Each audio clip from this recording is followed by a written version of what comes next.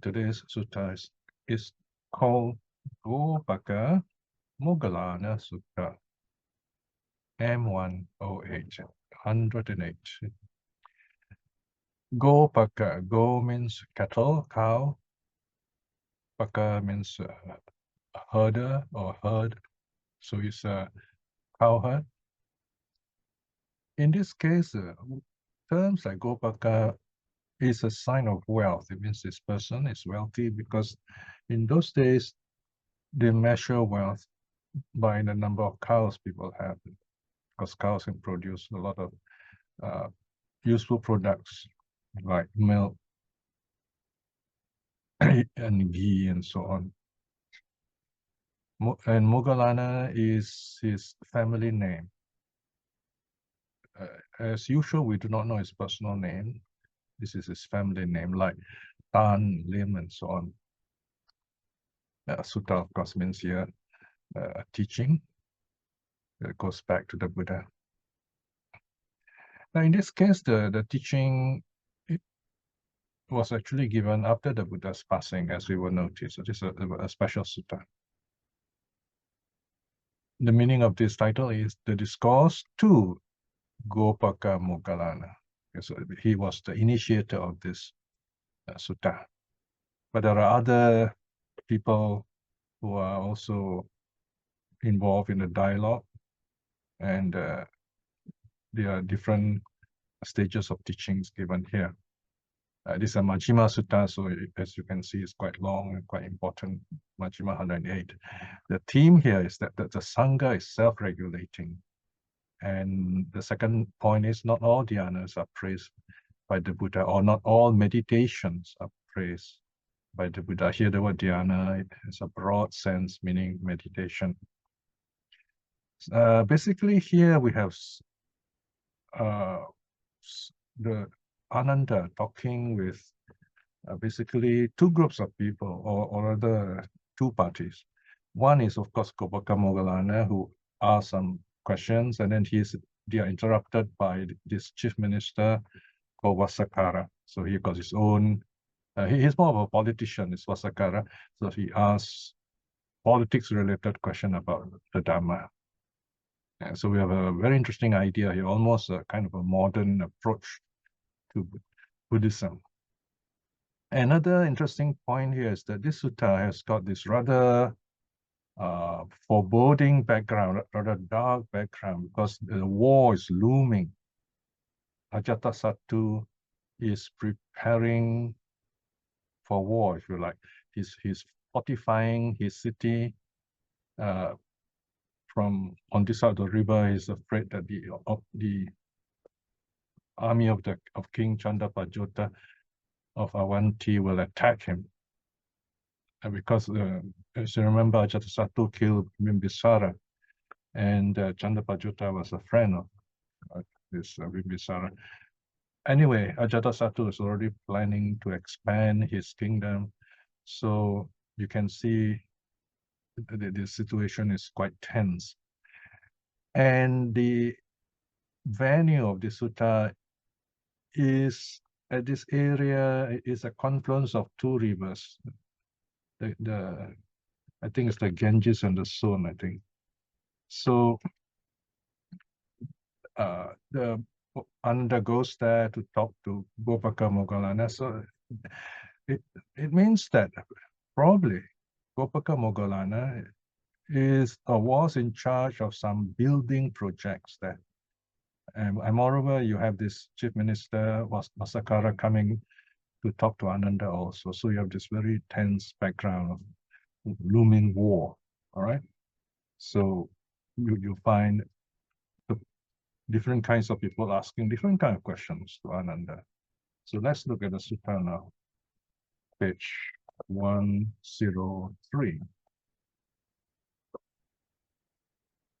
So this sutta, in a sense, is different from most of the other suttas because it starts differently, as we will see. Gopaka Moggallana Sutta, the discourse to Gopaka Moggallana, M108. Thus have I heard. 1.2. At one time, not long after the parinirvana, the final passing away of the Buddha, The Venerable Ānanda was staying in the squirrel's feeding ground in Veluvana, the bamboo grove, near Rajagaha or outside Rajagaha. Now at that time, Ajatasattu Vedihiputta. So this Vedihiputta is kind of like a title, no? Son of the lady Vedehi, the Raja of Magadha.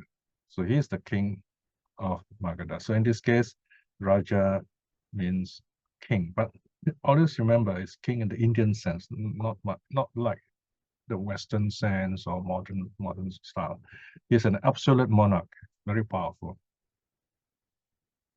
Being suspicious of the Raja Pajota, was having Rajagaha fortified. So he's worried King Pajota or Chanda Pajota will attack his kingdom. So he's fortifying the place, strengthening his defenses.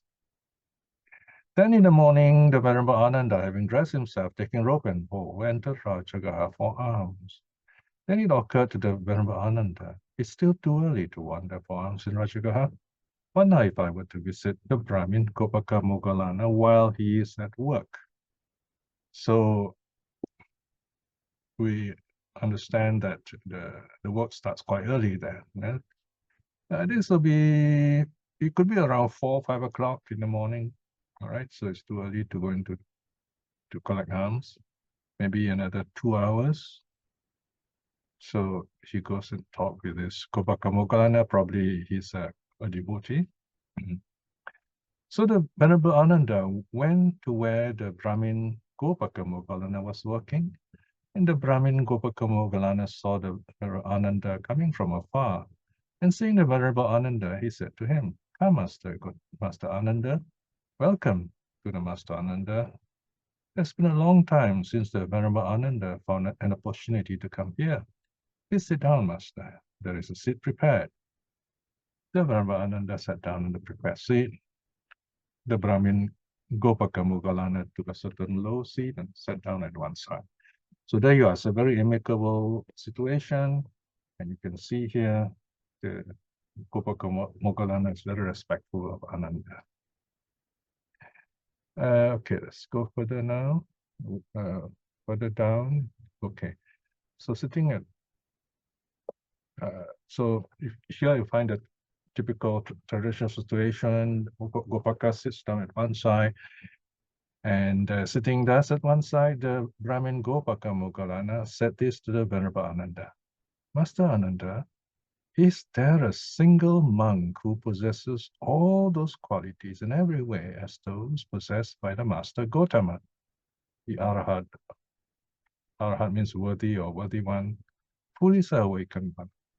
So, to simplify this, basically Gopaka is asking, is there someone today just like the Buddha? Wise, compassionate, even powerful with all the powers. Okay, what is Ānanda's answer? There is, Brahmin, no single monk who possesses all those qualities in every way as those possessed by the Blessed One, the Arhat, the worthy one, fully self-awakened one. For the Blessed One is the one who opens a path where there is none, who brings forth the path not yet brought forth, who points out the path that is not yet pointed out, the pathfinder, the path knower, the path expert. But his disciples even now dwell as accomplished followers after him. Okay, this is the key statement of Theravada Buddhism about the nature of the Buddha and the Arahats. Okay? Generally speaking, the Buddha and all the Arahats are Arahats. The Buddha is an Arahat, just like the other Arahats. It's like people are free from prison. Everyone is free, no matter what rank you are. Right? So the awakening frees people from suffering. It's the same awakening. The difference is that the Buddha points out a path where there was none. Okay. So he's the teacher. He discovers this teaching and in that way opens up the path to let others awaken. In simple terms then, the Buddha is the first Arahat. The other Arahats follow him. So the only difference is this. The Buddha is the first Arahat. He's the one who brings the teaching into the world. The awakening is the same. Of course, if you want to go into details, we know the Buddha as being the wisest of all the Arahats. And he also has great powers and his great compassion. In that sense, it's different. And that is understandable. But that doesn't make the Arahats lesser or lower. It's not like that. There's nothing to do with status here. Okay, it's just that the Buddha has gone through much more suffering than any of the Arahats. So they're all Arahats. Okay, we say the Buddha is Arahato, right? A worthy. So this is the basic answer. Okay, so they were talking up to this point, then someone important comes in. This guy is a very important guy. So even Gopaka Moggallana kind of, keeps quiet, let him talk. But this conversation that the Venerable Ānanda was having with the Brahmin Gopaka Moggallana was interrupted. For then the Brahmin Vassa, kāra, chief minister of Magadha. Now his name is quite strange. Vassa means rain, kāra means maker, something like rainmaker, right? While supervising work near Rajagaha, approached the Venerable Ānanda and exchanged greetings with him. All right, so he comes and he bows to the Ānanda, and then he asks this question: Master Ānanda, what is the talk you're having sitting together? What is the conversation that is left unfinished? And Ānanda, of course, repeated the question that Gopaka Moggallana asked and an answer given. All right. So he's not too keen about all these things. So he has his own questions. Okay, let's go further down and we'll look at what question did he ask. Okay. So this section 7. Section 7. But you can find there are numbers, and this will be the different categories of question that his Vasakara is asking. 7. Now, Master Ānanda, is there not a single monk that the Master Gotama had appointed? Thus, this one will be your refuge when I have passed on, and to whom you should now turn to. Right? So notice he's a politician, Vasakara.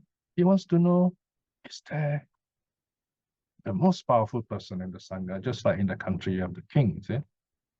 So in the Buddhist time, the Buddha made sure there's no such arrangement. It's not an arrangement of power.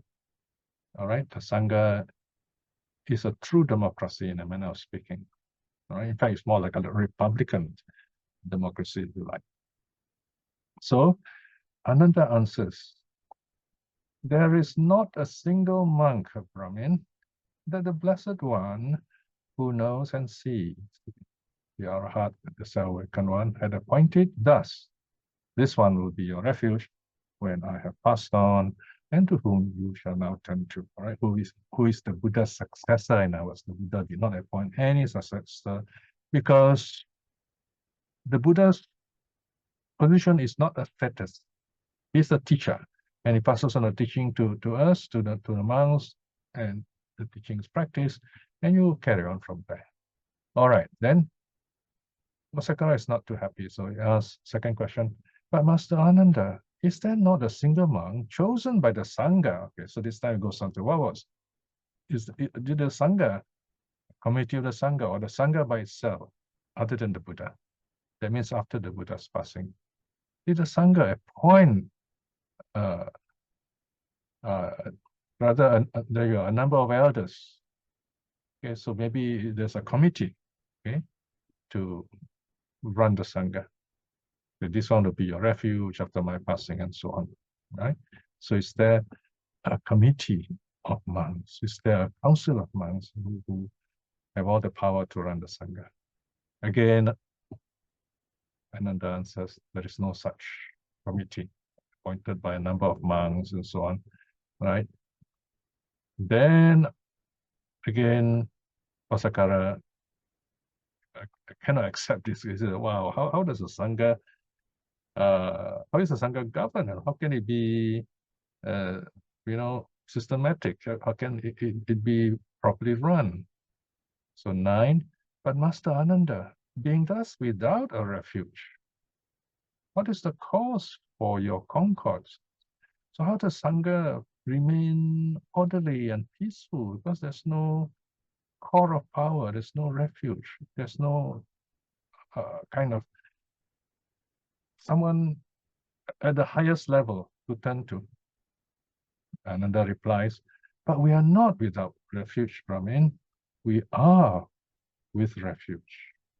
This is Ānanda's most important answer. The Dharma is our refuge.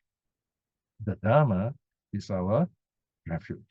So there you are. I see this is the second of the 3 refuges. This is very interesting because we have Buddhaṃ Saranam Gacchāmi, Dhammam Saranam Gacchāmi, Sangham Saranam Gacchāmi. These are 3 refuges. We put the Buddha first. We recite the Buddha first because the Buddha arises in the world first. And after the Buddha comes the Dharma. Okay? And then because of the practice, there is the Sangha. That is purely historical, if you like. But in terms of spirituality, in terms of actual practice, the most important of the 3 refuges is the Dharma. So in a sense, there's only one refuge. And the one who realizes the Dharma is the Buddha. And the one who practices the Dharma is the Sangha, right? So the Dharma is the key refuge in that sense.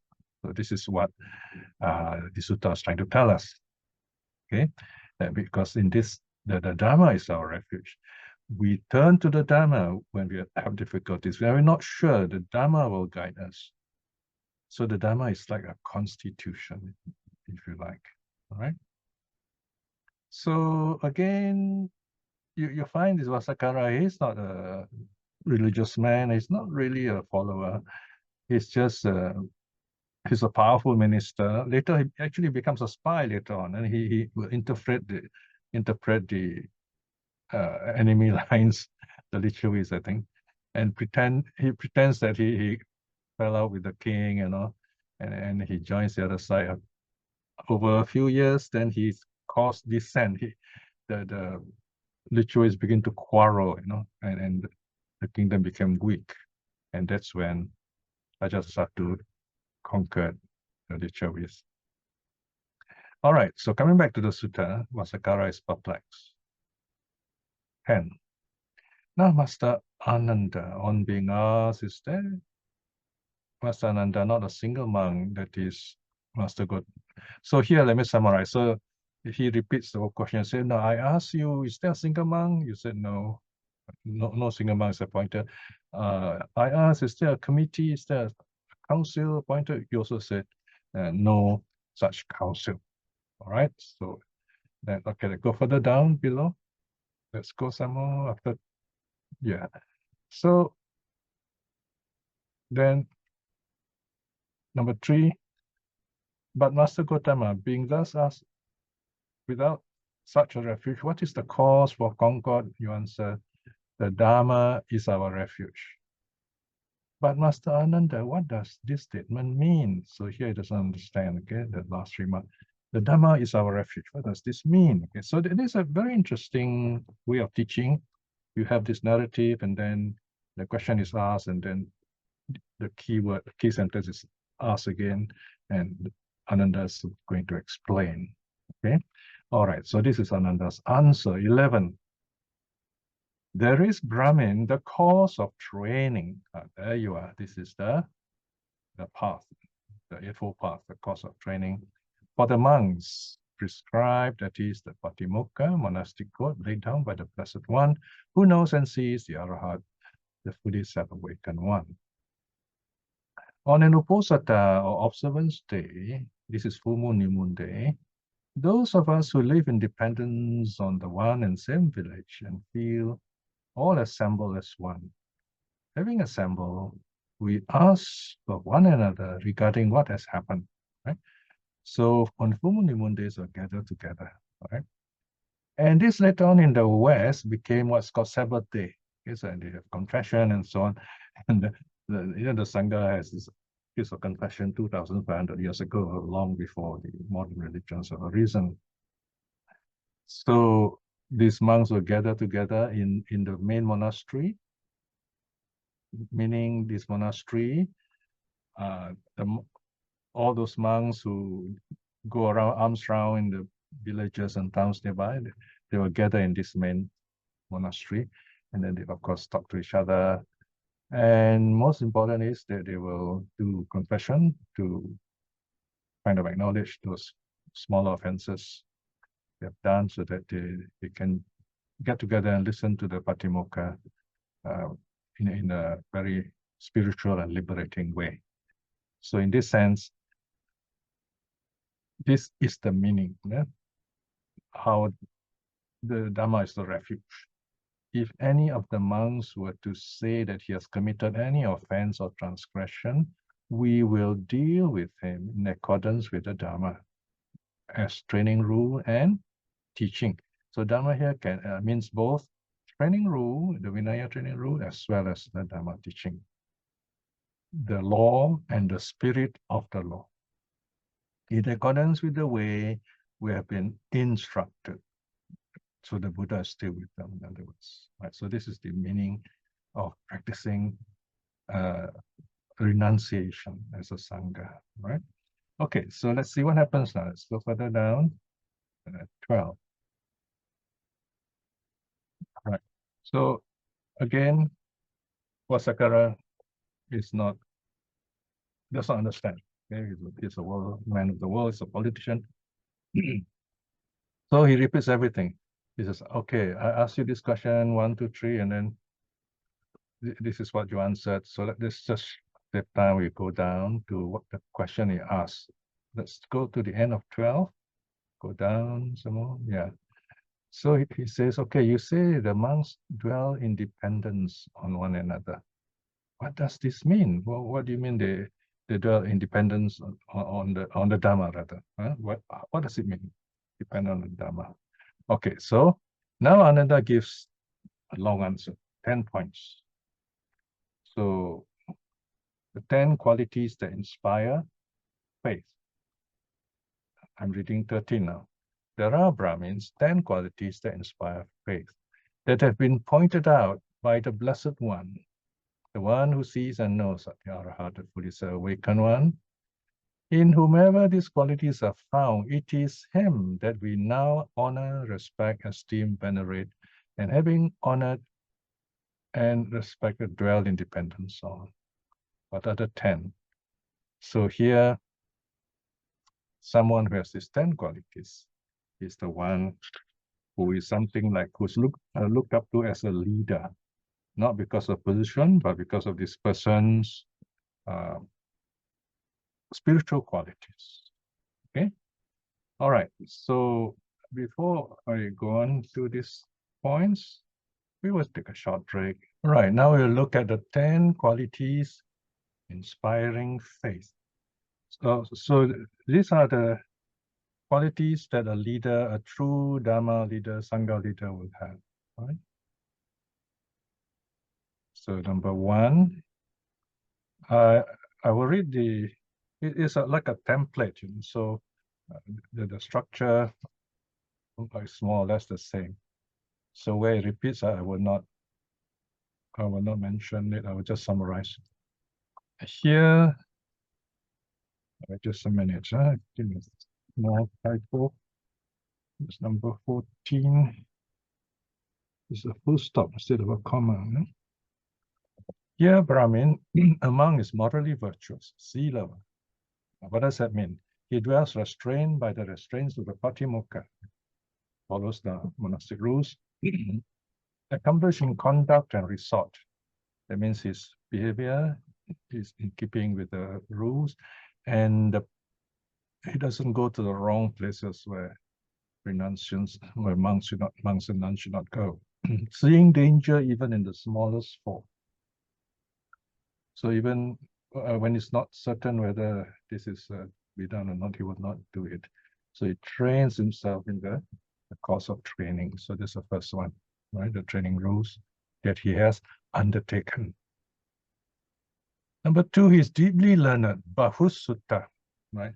Now here, deeply learned is a translation. The Pali means heard, it's heard a lot, right? Bahu means a lot, Sutta, heard.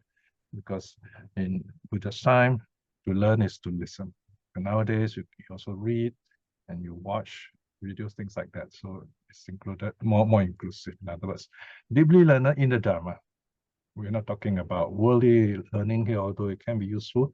But the important thing is Dharma learning that frees the mind. He remembers what he has heard or learned, and is a store of learning. So he's helpful to people when they need to know things. He knows the teachings are beautiful in the beginning, in the middle, and in the end, along with its meaning and phrasing, which declare the holy life, wholly complete, utterly pure. These are what he is deeply learned in. He remembers he has mastered verbally them in his mind, penetrated them rightly by view. So the whole idea of learning here means for practicing, meaning for liberation, freeing from suffering. So this is the meaning of deeply learned. We learn so that we are free from suffering. At least we have a calm and happy mind, or we know how to deal with difficulties. Three, he's contented, santutta, contented. In Sanskrit is santushti, okay, santushta. And from this, we get sentosa. Okay, so Singapore, you have an island called Sentosa. This is the original meaning, contented, joyfully contented. Regarding the four supports, that is robe or clothing, alms food, lodging, shelter, and medicine support and necessities for the sick. These are the four supports. Clothing, food, lodging, and health. He's contented with whatever he gets. Brackets 4, that is 17, brackets 4, he attains at will, without trouble, without difficulty, the 4 dhyanas that constitute the higher mind, and abiding that is pleasant here and now. So he enjoys present happiness by being able to meditate deeply. Not everybody can do this, okay? So this is something that the great arahats can do, attain the 4 dhyanas, and that is the higher mind, abhi chitta. No? Now, the next, so these are the first four, and the next 6 are the various superpowers, the higher knowledges. So this is a standard list, so I will just summarize. So now we have the fifth knowledge, or 5th point. He wields the manifold psychic power. So meaning he has mastered the 4th dhyana and is able to have this list of powers. Having been one, he becomes many. Having been many, becomes one. So he's able to multiply himself. Psychic power, multiplication. He appears and vanishes, appears and disappears. He's able to do that when he wants to. He goes unhindered through walls, through ramparts, and through mountains as if space. Okay, so this is the space meditation. So he's able to, basically, if you put in modern description, these deep meditators are able to rearrange matter so much so that the concrete wall becomes like atoms, and it's able to just move through it, something like that. These are things I don't understand yet, but I think science will help us to understand better and better how this can happen. There was a time when we couldn't fly naturally, hundreds of years ago. Now you can fly through the air in an aeroplane, right? So there was a monk who was quite jovial. He says, "Oh, I can fly, Yes, I take the plane." Okay, right.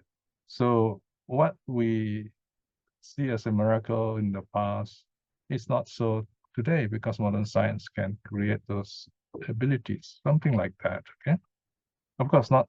Those are psychic powers. The highest one, of course, as we all well know, is that of studying the Dharma, that of changing to become a better person, right? So coming back to this point, the other powers are he dives in and out of the earth as if it was water, right? So the hint here is something like water kasina, and also uses the earth kasina. That's the next one. He walks on water without sinking, as if it were earth, as if it were earth. So there you are. Here you find some religions talks about their teachers walking on water, but they never explain it. They just say, oh, you know, it's God's power and so on. But in Buddhism, it is explained. The meditator meditates on the earth kasina and then kind of projects this idea, and water becomes earth, and he walks away for him. Mind over matter. Now, if you wonder how this happens, you can see this karate experts, this self-defense experts who break bricks and things, you know, they focus, and then they, by their bare fists, they could just and break those things because they direct the energy to the edge of their hand. So that's the power of the mind. So it's something like that, you see. Okay, so that's number 5. Let's go further down now. Number 6. All right. Oh yes, there's some more of this number 5 miracles. Sitting cross-legged, he goes to the air, teleportation, goes to the air like a winged bird. With his hand, he touches and strokes even the sun and the moon, so mighty and powerful. All right, these are again in meditation. He has power over his body up to as far as the Brahma world. So here, basically, there is a limit to the meditation. His meditation only can stretch as far as our universe, so to speak, our Brahma world. Okay, that's our universe. So these are hints of the higher ability of the mind. Okay, I wouldn't, you know, like just say, oh, you know, this thing can't happen because we don't have them. I would rather say I don't fully know how this operates, but with the understanding of science, we begin to understand better and better many of these things, how they operate. Okay, so let's leave it with the future. In the meantime, you want to know this thing, you meditate at 10th jhana. All right, number 6 is called the divine ear element. All right, the word element here is something like the word thing. Okay, element. It means something, a power in this case. All right. With the divine ear element, purified, surpassing the human. He hears both sounds, both kinds of sounds, the divine and the human, whether near or far. That is a very keen way of listening. Of course, the modern miracle is the telephone, right? And then the radio. Okay, number 7. Okay, this one is mind reading in simple terms. He knows the minds of other beings, either other individuals, having encompassed them with his own mind. So by his own mind, he's able to read the mind of others. Now here you see all these are italicized because they are a repeat of the, for example, in the Satipatthana Sutta, it talks about the various hindrances and things that people experience in meditation. You have lust, aversion, delusion, contracted mind, contracted mind, distracted mind, and so on. Okay, so the kind of mind that the person has during meditation. Now, this is helpful because with this knowledge, the teacher can help the meditator. Okay, so this mind reading in this sense, and also understand better the question that the person is trying to ask. But this is more to deal with meditation, actually. Now, number 8, brackets 8, it is 21. He recollects his manifold past existence. Now, I've used here as a collective term. You can say as a princess, if you like. His own past life, all right?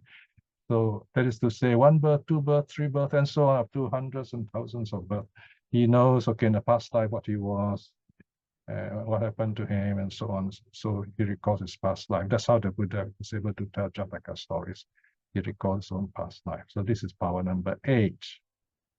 Then power number 9, this is 22. He sees by means of the divine eye. Okay, so this is called the divine eye or clairvoyance, the purified surpassing the human beings, the passing away and arising according to karma. No? Okay, let's go on to the next section. Okay, so here he's able to recollect the past lives of other beings. What happened to them, how they fare according to karma. Okay, they do something bad and they're reborn in suffering states and so on. So this is called the divine eye.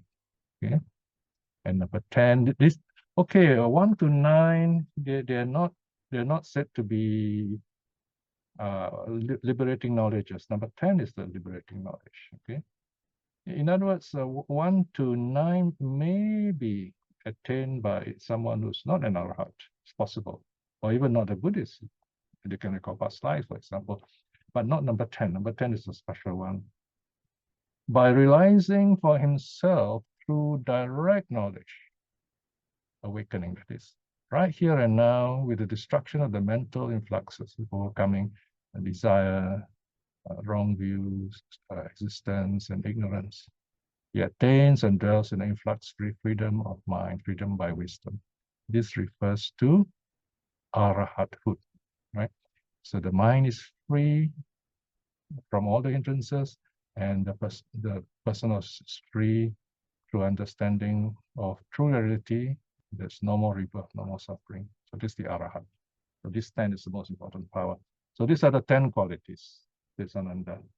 All right. Of course, whether Vassa kāra understands or not is another matter, but these are teachings for us. Right. When this was said, the Brahmin Vassa kāra chief minister addressed the Venerable Upananda. Okay, this is a kind of a diversion, something extra. So he says, okay, what do you think, General? You know, look at all these teachings. It's wonderful, isn't it? Right? So this general is present there, and Vassa kāra is talking to him. Probably this general will be following Vassa kāra. Okay, let's go further down. This time, Vassa kāra makes a very wrong remark. He's a typical politician. He has listened to the Buddha, but somehow he remembers the teaching wrongly, right? So this is where you find that is why in the suttas often tell us to remember the teaching properly. Okay. All right, let's see what happens with Vassa kāra in this last part of the sutta. He praises the Buddha, and he also says, oh, the Buddha, praises all meditation. Okay. And that's what's Ānanda's reply. Okay, so now this Vassa kāra is kind of like complimenting Ānanda. Then the Brahmin Vassa kāra chief minister of Magadha said this to the Venerable Ānanda. Where's the Master Ānanda staying now? Brahmin, I'm now staying in the bamboo grove. All right, so Vassa kāra said, oh, that's a nice place. It's wonderful. No? It's good for meditation and so on. Okay, and Ānanda agrees. All right. Then he comes to another point. Vassa kāra comes to another point. He says, at one time, Master Ānanda, Master Gotama was dwelling in the pinnacle hall in the great forest Mahavana near Rajagaha. So he went to see the Buddha in that place, and he listened to a teaching. And this is where he misunderstood the teaching. So he tells Ānanda, a bit further up, please. Trace the 25 part. Yeah, okay. So he says, and there Master Gotama spoke of the meditation, that is dhyana, meditation. Here, dhyana means, jhana means meditation in general, in many different ways. I have not identified which sutta this is. Maybe one day we will. Huh? So Master Gotama was indeed a meditator and inclined to meditation, and he praised all kinds of meditation. So he is trying to be like being cleverer than what he knows. Okay, he said, "Oh, the Buddha says that all meditation are good." All right, it's like saying all religions teach the same thing. All right, so it is a typical politicians or someone who's not really interested. He just wants to have a in the good books of everyone. All right, so Ānanda knows this is wrong. So he politely, diplomatically corrects this Vassa kāra. 26. The Blessed One, says Ānanda, Brahmin, neither praises all kinds of meditation, dhyana, nor does he not praise all kinds of meditation, dhyana. Okay, here you are. You have a very good example here, the use of double negative in Indian language. This is not to, what should we say? This being diplomatic, okay? So that the other party will not feel insulted, because he's a very important guy, who thinks he's always right. So the Ānanda says, the Buddha neither praises all meditation, nor does he reject all meditation. So in other words, it's nothing, that's not the point, see? And what kind of meditation, Brahmin, does the Blessed One not praise? That's now it comes to the point. It's trying to gently correct Vassa kāra. Okay, so this is a very, what shall we say, diplomatic way, very friendly way, how the early monks talk to people without making them angry. Okay. So here again, to help you, I have put in the keyword. The title here is the 5 mental hindrances. So basically, Ānanda is saying the Buddha rejects meditation that has the 5 hindrances, any of the 5 hindrances. Okay, let's look at the first one, then the rest I'll summarize. Here, Brahmin, a certain person dwells with the mind obsessed with sensual lust, overcome by sensual lust, and does not know according to reality the escape from sensual lust that has a reason. Keeping sensual lust in his heart, he meditates, premeditates, over-meditates, out-meditates. That is a bit of humorous statement here, right? So he meditates wrongly, in other words. Premeditates, that means he like sees it before it happens. Over-meditates, he tires himself and does all the wrong thing, and then out-meditates. He simply could not continue anymore, something like that, all right? So that's the first one. Okay, let's go on.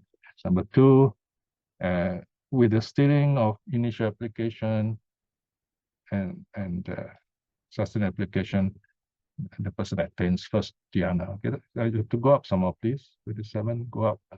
No, up, please. Yes, okay, that's good. Oops, yeah. And then it goes, and go on to the second. Oh, here, let's see, did we miss something here? I think we missed something. Sorry, we got to go to 26. Yeah, that's right. All right, let me summarize 26. Okay, number 2 is this meditator is overcome with ill will, so it's not able to meditate again. He premeditates and over meditates and so on. Okay, out meditates. And the third hindrance is sloth and torpor. Same thing, this person is not able to meditate because sloth and torpor. And the fourth hindrance is restlessness and worry. Again, the person is not able to meditate because of this. And the last one, the 5th, is doubt. All right, so this kind of meditation, any meditation with any of the 5 hindrances, the Buddha does not praise. Okay? Then what does the Buddha praise? The Buddha praises the 4 dhyanas. Okay, this is the 4 dhyanas, 27. Okay, let's go further down, yes. Yes, that's right. So the Buddha says, okay, the Ānanda says the Buddha praises the first dhyana, and then the first dhyana is explained. I've done this many times, so I won't repeat here. And then the second jhana, third jhana, and the 4th jhana. So the Buddha praises this kind of practice, the practice of the dhyanas. And then we come near the conclusion, 28, section 28, further down. Right. So Vassa kāra kind of feels it's time to go. It seems, Master Ānanda, that the Buddha censured the meditation to be censured and praised what is to be praised. Here again, you notice the way the language is used. Huh? It's kind of non-committal, right? So it says, well then, Master Ānanda, we now depart. Many are our duties. There's much to be done. So because it has come to inspect all the fortifications and defenses And Ānanda replies, please. Oh, okay, there's a typo here again. It says Vasakara, not Maharaja. Huh? This Vasakara, do as you deem fit. Then the Brahmin Vasakara, chief minister of Magadha, having delighted and rejoiced in the Venerable Ānanda's words, rose from his seat and departed. Right. Now, here again, you notice the importance of sutta study. No?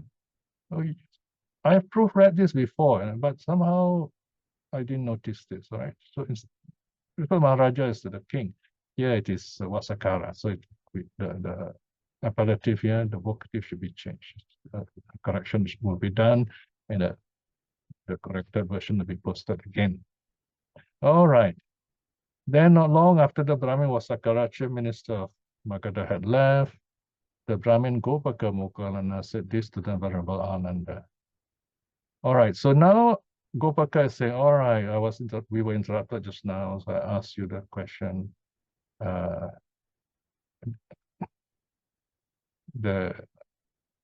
He thinks that Ānanda has not answered the question, but Ānanda said, well, the answer was already given. There is Brahmin, no single monk who possesses all those qualities in every way, as those possessed by the Blessed One. All right, and because the Blessed One is the one who opens a path where there's no path, is the pathfinder, and the others follow the path. All right.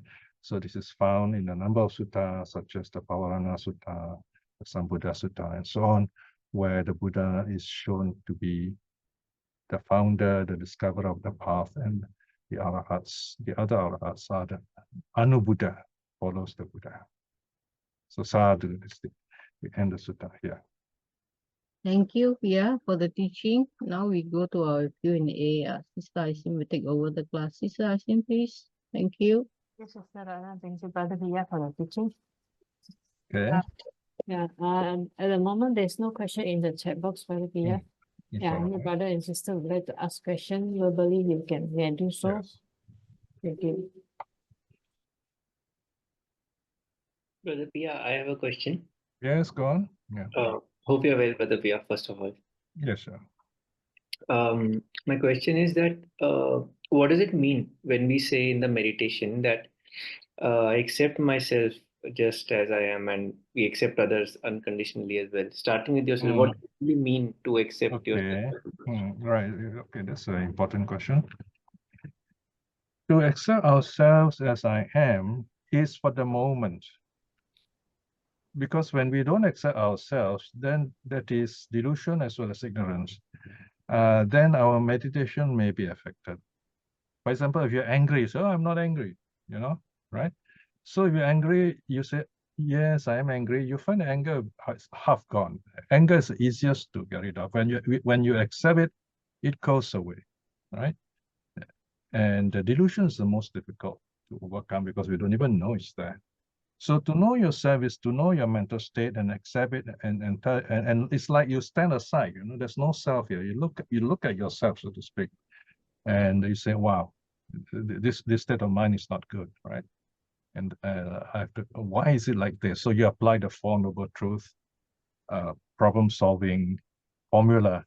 First, acknowledge it. Okay, I am angry, or I am fearful, I am confused, whatever. All right, and then second noble truth, the cause. Why am I feeling like this? And then you discover, you examine, discover it. Maybe not right now, maybe over time. You later on you think about it, say, oh, it just comes to your mind, say, oh, okay, that's the cause.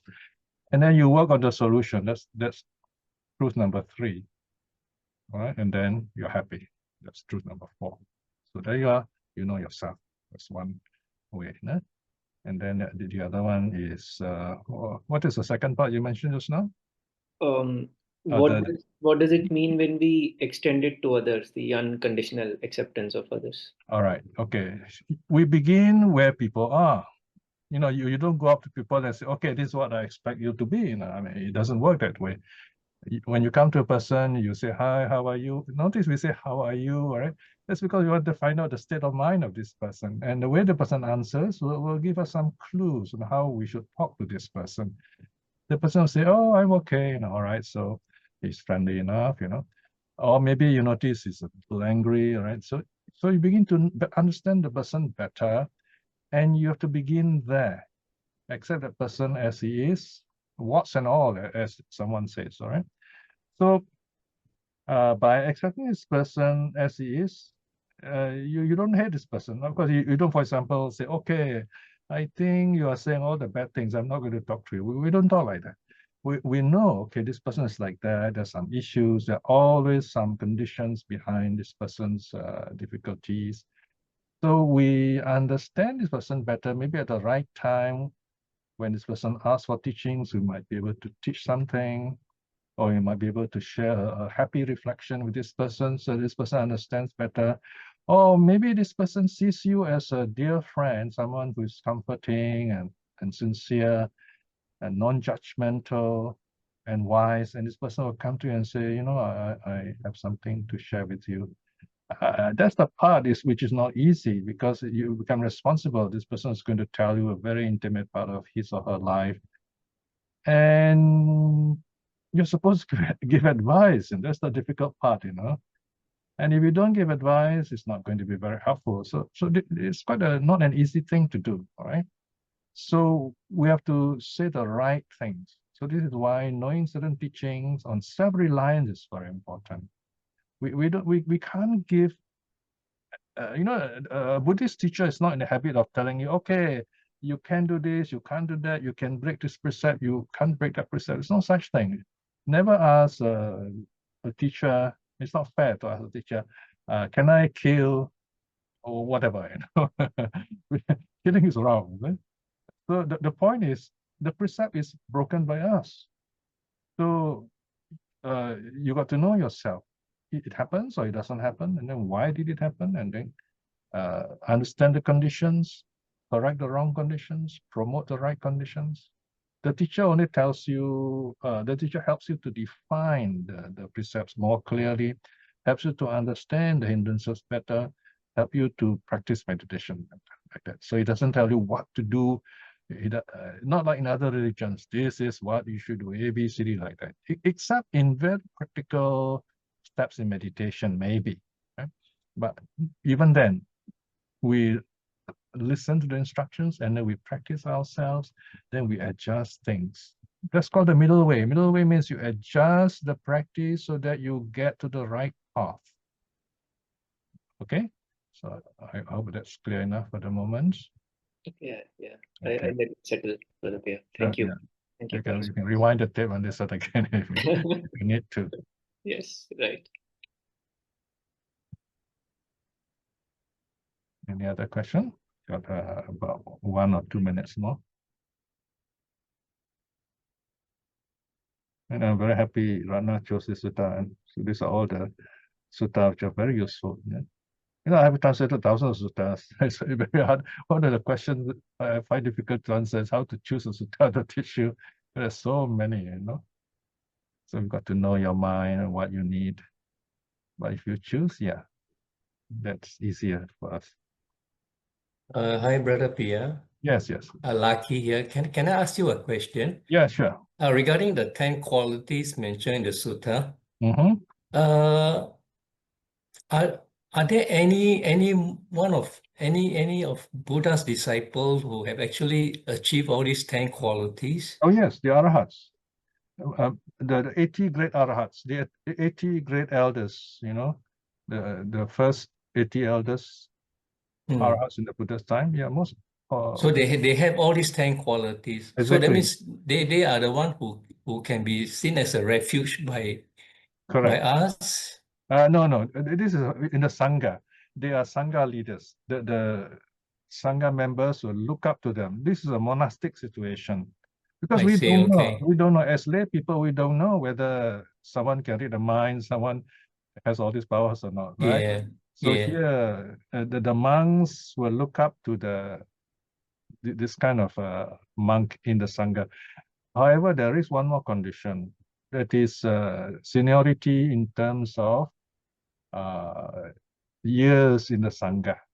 Because all of them have this similar knowledge, so they normally will look up to the senior most. And the senior most, of course, is very wise. in certain topics, he will direct it to the monks who are expert, who have mastered those qualities. So this is the way the sangha works. Now, for us, we have to find out for ourselves by listening, and then you listen. So, is this person teaching the Dharma correctly, or is he trying to modernize things? And then it becomes very confusing, because once you're doing like that, you know they don't practice. Also, they just talk to impress people, modernize things. Right? The Dharma does not need modernizing. We need modernizing. We need to update the Dharma that we practice inside us for ourselves. Right? I mean, you can't change for example, the precepts. Oh, 5 precepts. We can't avoid one of the precepts. Okay, let's forget about that. All right. Or let's cut down 4 Noble Truths, too many. Just let's have 3 only. We can't. Things like that. Okay. So in this current time, is there any senior elder who is deemed as one who have all these 10? Yes, different sangha will have their own senior-most elders. Okay, for example, among the forest monks of Chancha, you have Ajahn Sumedo. He's the senior-most currently, you see. And in other sangha in Myanmar, probably there are others, depending on which group. Okay, there you have another problem there, because these are different groups, you see. So, but then when they all meet together, Theravada that is, they will always respect the senior-most amongst them. This one, that there is this kind of universal practice, when they're gathered together. Yeah. So for us, we can ask anyone. We ask the elders of them who are present, and then we see, how they answer, and then we practice it and see what happens. Sometimes you might have a wise teacher, but when we hear it, we misunderstand it, like Vassa kāra, you see. He has heard directly from the Buddha, but he misinterpreted what the Buddha said, So we go on practicing it, and then we find, okay, it's like this, or it's like that. And then we listen to another teacher, and we find, oh, you can fine-tune your practice. So we fine-tune our practice. But in a sense, the teacher is not wrong. It is the way we hear it and understand it and practice it. It's not that clear. It's not exactly wrong, but it's not that clear. If it is not clear, also you won't go in the right direction, or you might slow down. See? So it's up to us. That's the meaning of investigation, Dharma investigation. So, and this Dharma is dynamic, active in that sense. Okay. All right. Thank you very much. All right, sure. Any other question? Well, we actually passed the time, but if you have urgent question, please ask. No more, Okay. All right, so we come to that wonderful moment again when we rejoice in this wonderful time, knowing that we have created wonderful good mental karma by keeping the precepts, doing some meditation, listening to the Dharma. So this is the time, tell yourself, may I be well and happy. May I be at peace, and so on, all the good wishes for yourself. And then direct this wonderful loving kindness to your loved ones, people important to you. And you might even include those who are not so friendly with you, people you have difficulty with, because you want them to be happy, to be your friend. Send this loving kindness to them. This is a wonderful moment to do so. And to all beings around you. And finally, before we go back to our own duties, we salute the 3 jewels with gratitude for bringing this wisdom and happiness to us. Arahang Samma Sambuddho Bhagava Buddhang Bhagavantang Abhivademi. Bow down. Swakato Bhagavata Dhammo Dhammang Namassami. Supatipanno Bhagavato Savaka Sangho Sanghang Namami. Sadhu, sadhu, sadhu.